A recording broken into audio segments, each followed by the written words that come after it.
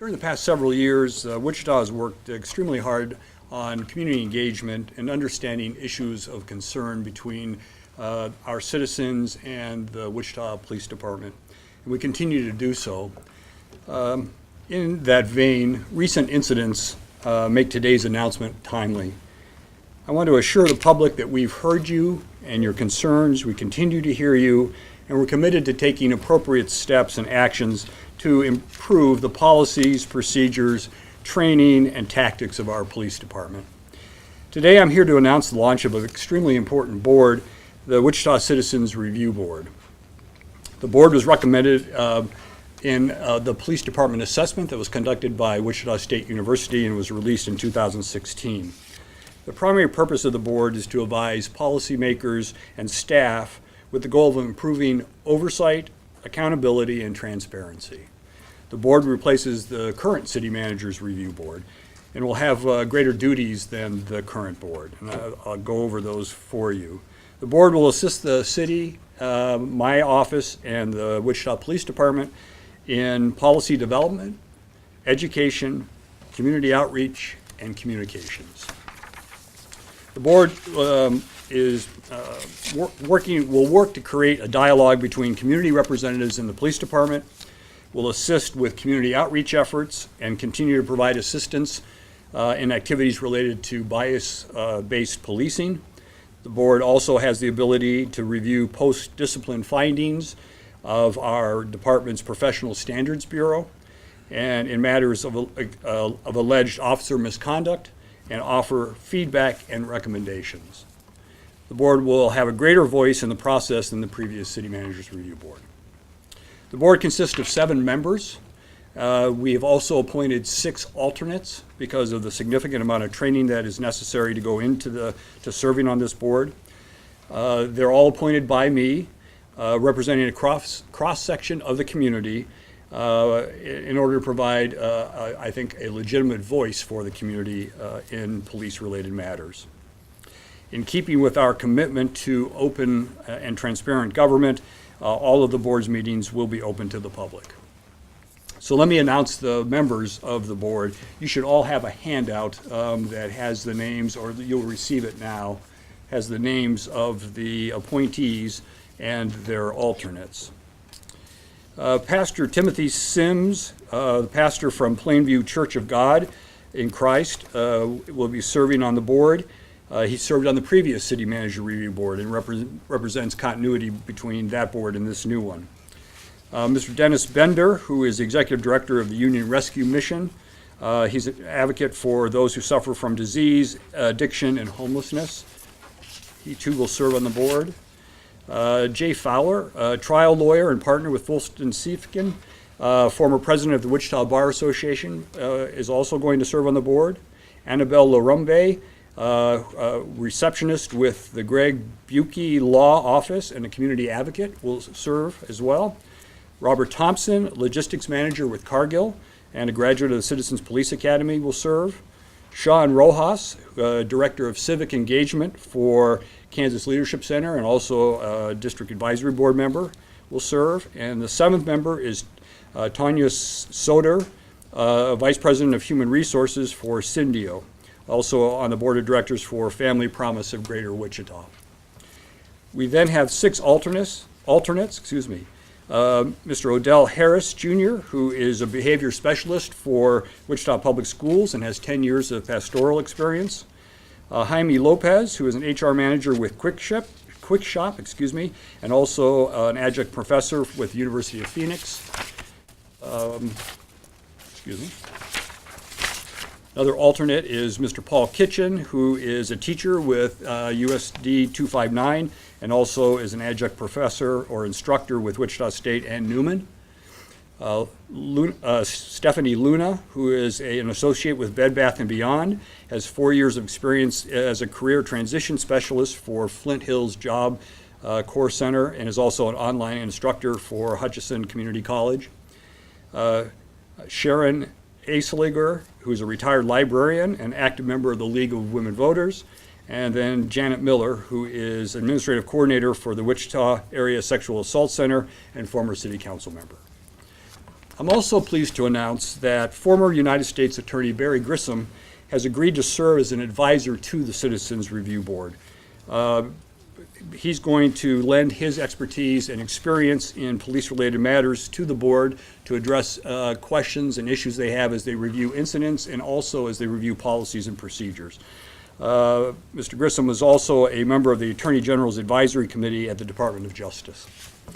I'm looking forward to the work that will be done by this group. I think it's a significant group of citizens who have really a critical charge in terms of reviewing our policies and procedures in the police department and making us stronger and better as we go forward.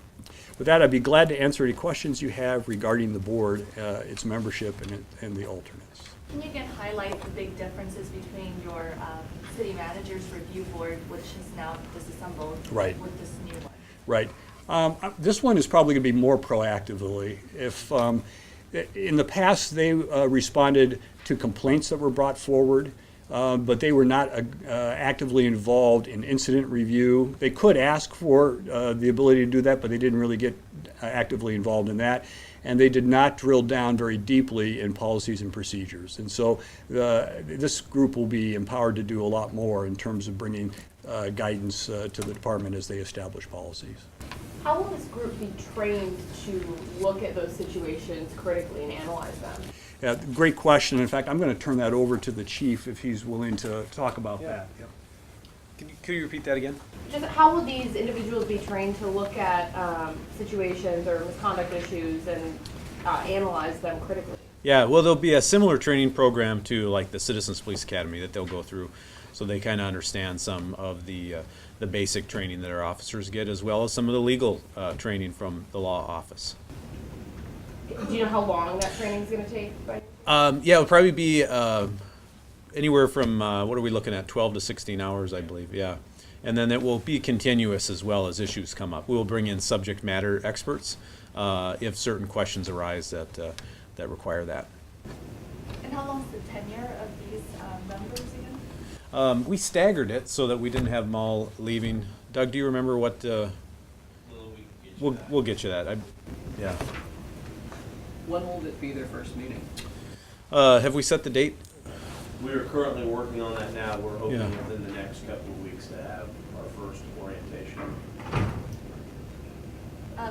Obviously, we have 7 very broad and diverse members. Can you explain how these were appointed? I guess that was Yeah. one of the Yep. city manager. If you remember, I'm going to say maybe 45 days ago, we solicited, maybe a little longer than that, we solicited applications, and we received over 100 applications for service on the board.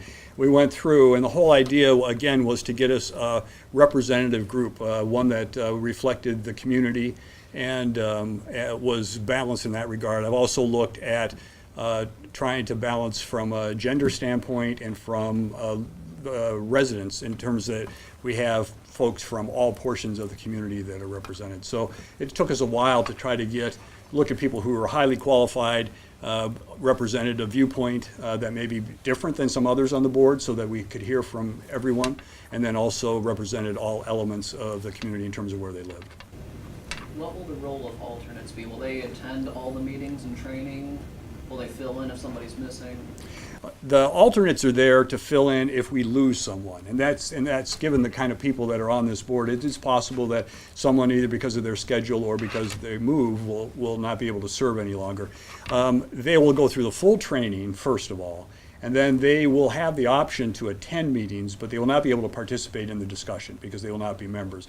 So for sake of continuity, if they want to attend meetings or at least receive the minutes so they can track the issues, we'll expect them to do that. That way, if we have an opening and they fill that opening, they'll pretty much be up to speed. When did the application or the selection process start? I'm sorry, I don't have that exact date, but I'm going to say it's probably 60 days ago, maybe. It was around November 1st. Okay, November 1st. Did you guys look at any other communities with a similar board to see how they did their process and if it Do you want to had been talk? successful? Sure, yeah. Yeah, you know, there is no one size fits all, and every community is different. And this was put together with community input as well as internal stakeholders, and so there is many different models, and we examined all those and brought those forward for the manager to consider. Are there any specific models that you guys looked at that you can reference? Well, I want to say there is the number of review boards are growing. I think we're around 100 nationally or so, and I might be off a little bit, but it is, as and my philosophy is that we police with the consent of the people. So I welcome the oversight, citizen involvement in what we're doing, looking at our policies and our practices, and asking those tough questions. So I'm really excited for this board to get up and running. I know one of the concerns was back in November subpoena power. Can you just address that one more time? Has that been rediscussed, or where are we at? Yeah, so what we'll do is we'll evaluate this as we go forward, but ultimately subpoena power means different investigations, and it would require a lot of different work with labor and contracts, and also examining state law. So if this board comes to a decision that policy change needs to be made, or a recommendation on action, what then happens with that recommendation? Does it go through the department, or does it go through city manager's office, or how do their recommendations go forward? Yeah, well, we discuss it with them at our level first. And so I've had experience with civilian review boards before, and I find that oftentimes that there is a consensus and understanding on why things exist, and there's a lot of robust discussion. But ultimately, what I found is that everybody usually comes together in the end with the right, same kind of focus and ideas. One thing I wanted to add on that is, because these are open meetings, whatever recommendations they make will be open to the public. They'll know what recommendations, and they'll know about the dialogue with the chief. Do we have one more question? Some police investigations contain information that doesn't make it to the public. Will members of the board get any of that information that other members of the public don't get? Yeah. Again, as we go through this, we'll have to establish some procedures in terms of how we handle issues of confidence. There'll be probably some issues that represent, either for legal reasons or because of our HR policies, that they'll probably have to go into closed session to discuss and to maintain confidentiality. We'll try to keep that to a minimum, but again, we have to protect the rights of the individuals that are involved in an incident as well, and that could be both on the victim side as well as on the officer side. But those are going to be well thought out and reasoned, and again, I think it's important in terms of having Mr. Grissom involved in the process, along with our own legal staff, that we'll be able to work through those issues. Again, this doesn't work if we're not as transparent as possible. Will this review board actually review incidents that have occurred in recent weeks, including the swatting incident? Yes, they will. When we get to the point where we can talk about, when we provide them investigative reports, they will have the opportunity to review those. And there'll be a number of issues that they'll review that are not high profile, but where the chief has some concerns or questions and would like to get a citizen perspective. And so this is, even though it's a city manager review board, I anticipate they'll probably have more work with the chief than they will with me. But it's to provide both of us, as well as the mayor and council, with guidance as we go forward. So will it be up to the city always to determine what situations they review, or will they have some input? I mean, can they say, hey, we think this needs a closer look? Is that Yes. an option? Yes, they will have the ability to do that. First of all, I'm appreciative to be even invited to be considered to be on this council, on this board. And what I want to do is be able to offer some insight from my community in which I serve, not only the church community, but also the community and the demographic that I work for as far as Wichita Public Schools, to be able to offer maybe a different outlook from a younger perspective in what we see in our city and what we would like to see between both people and policing. And not only that, just the issues that we face here in the city of Wichita and the community as well. I think the issues in our community are important, and it's important for citizens to be involved in addressing them. And the notion of transparency and accountability is an important part of civil governance and building a community that will support the police and the police who work with the community. And so I thought the opportunity to be part of that was going to be a valuable and interesting experience.